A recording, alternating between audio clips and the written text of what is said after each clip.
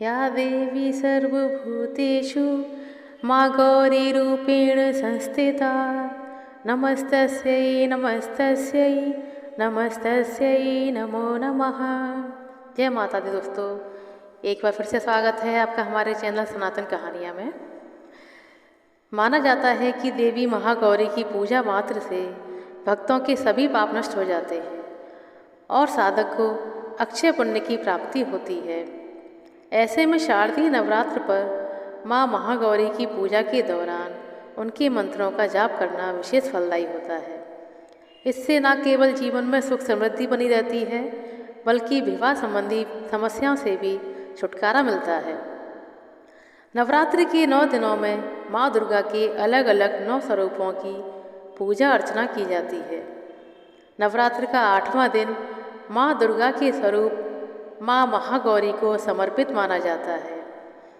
नवरात्रि की इस अष्टमी तिथि को महाअष्टमी या दुर्गा अष्टमी के नाम से भी जाना जाता है।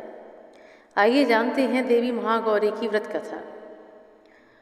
पौराणिक कथा के अनुसार माता पार्वती ने भगवान शिव को अपने पति के रूप में पाने के लिए हजारों वर्षों कड़ी तपस्या की थी। इस दौरान माता पार्वती ने अन्न जल का त्याग कर दिया था, जिसके कारण उनका पूरा शरीर काला पड़ गया था। माता पार्वती के इस कठोर तप को देखकर प्रभु शिव जी बहुत प्रसन्न हुए और उन्हें अपनी पत्नी के रूप में स्वीकार किया। शरीर के काले पड़ जाने के कारण शिव जी ने उन्हें गंगा जल से पवित्र किया, जिसके बाद उनका शरीर फिर से कांतिमय और गौरवर्ण हो गया। इस दौरान उनका वर्ण सफ़ेद हो गया, जिस कारण वह महागौरी कहलाई। अब जानते हैं दुर्गा अष्टमी व्रत की पूजा विधि क्या है। अष्टमी के दिन माता महागौरी की पूजा की जाती है। अष्टमी के दिन स्नान के बाद माँ दुर्गा का 16 श्रृंगार का अर्पण करते हुए उनका पूजन करना चाहिए।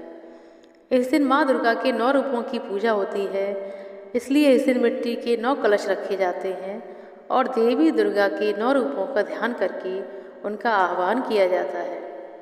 माता महागौरी अन्नपूर्णा स्वरूप हैं। इस दिन माता अन्नपूर्णा की भी पूजा होती है, इसलिए अष्टमी के दिन कन्या भोज और किसी गरीब को भोजन कराया जा सकता है।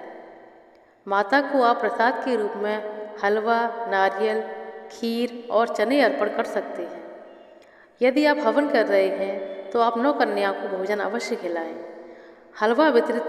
हलवा आदि प्रसाद का वितरण अवश्य करें। मान्यता है कि नवरात्रि में कन्या पूजन करने से माँ दुर्गा प्रसन्न होती हैं। यूँ तो नवरात्रि के 9 दिनों में से किसी भी दिन कन्या पूजन किया जा सकता है, लेकिन अष्टमी तथा नवमी तिथि को इसका विशेष महत्व माना गया है। जानिए नवरात्रि में कैसे करें कन्या पूजन।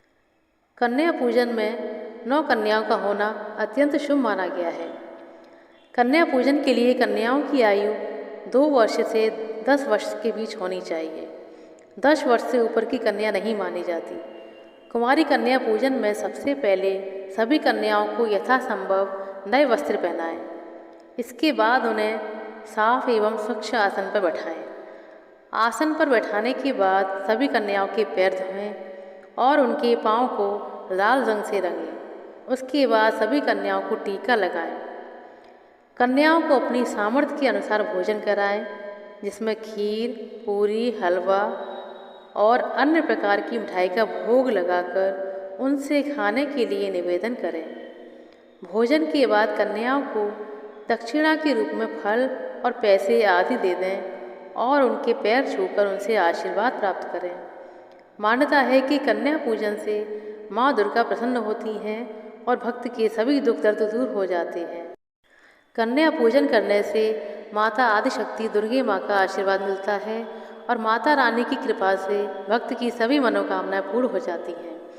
उम्मीद करते हैं हमारे द्वारा दी गई ये छोटी सी जानकारी आपको पसंद आई होगी। यदि आपको हमारा वीडियो अच्छा लगा हो तो कृपया लाइक करें, शेयर करें और हमारे चैनल सनातन कहानियाँ को सब्सक्राइब करें। जय माता दी दोस्तों, धन्यवाद। आपका दिन शुभ हो।